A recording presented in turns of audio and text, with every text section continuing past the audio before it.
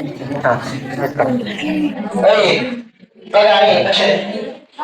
Number 7 समजून घ्या. हा आपल्याला तुम्हाला दिलेला आहे. बस ना थंड घ्या ना जरा है ना रामपरच्या बाऱ्यामध्ये है ना. हा पॉलिनॉमियल दिले x square plus 2x minus 3. हा डिवायझर दिले x प्लस 3. म्हणजे हा चेक करायचं तुम्हाला फॅक्टर आहे की नाही. फॅक्टर कधी म्हणायचं जेव्हा रिमाइंडर काय येईल 0 काय येईल. मग आता आपण काय घेणार की हा x इक्वल टू काय घेऊ आपण प्लस 3 च मायनस 3. मग आता काय चेक करायचं की p ऑफ मायनस 3 काय आलं पाहिजे 0 आलं पाहिजे. काय आलं पाहिजे 0 आलं. चकुली लक्ष दे माय शिकवलेला माय माहिती शिकवला नाही है ना. तुला काय वाटलं काय मजा वगैरे करू का लक्ष दे. हो बघा हा काय झालं मायनस 3 चा स्क्वेअर.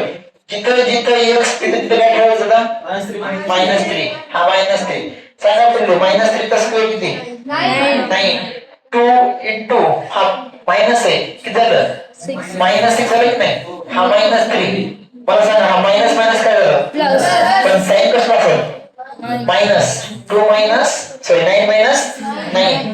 p ऑफ मायनस 3 काय येतंय 0. So p of minus 3 equal to काय लागले 0. म्हणजे रिमाइंडर आपल्याला काय लागले 0. तर मग तुम्ही काय म्हणू शकता x हा काय x plus 3 is a reminder is 0 बरोबर आहे का. 0 म्हणा किंवा हा असं लिहा. तुम्ही काय म्हणू शकता therefore x plus 3 is a factor of कोणाचं फॅक्टर आहे हा किंवा असं म्हणा की बाई फॅक्टर थेरम बाई फॅक्टर थेरम है ना. x plus 3 is a factor of कोणाचं फॅक्टर आहे x square plus 2x minus 3. समजलं का इझी आहे का. चला जर तुम्हाला आवडत असेल तर युट्यूबला सबस्क्राईब करा बेटा.